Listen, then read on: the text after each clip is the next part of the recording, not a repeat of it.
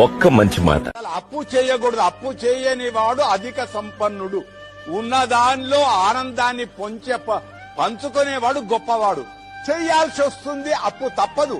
వెంకటేశ్వరుడు అప్పు చేశాడు, చిట్టి రాసిచ్చాడు కుబేరుడి కంటే. చిట్టి లేదు, ఇప్పుడు తిరుపతిలో కూడా చిట్టి లేదు, ఏమి రాసిచ్చాడో లేదు. కానీ అప్పు చేయడం ఎంత చేస్తున్నావో అంతకంటే ఎక్కువ సంపాదించాలి. బండి కొనడం గొప్ప కాదు, బండికి ఉండే పెట్రోలుకు డబ్బులైనా నువ్వు సంపాదించగలుగుతావా? భార్యను పెళ్లి చేసుకోవడం గొప్ప కాదు, పెళ్లి చేసుకున్న భార్యను పోషిస్తావా? నగ ఇస్తావా? దండ కొనిస్తావా? 3 దండ అంటే గజం దండ కొనిస్తే భార్య ఉప్పొంగుతుంది.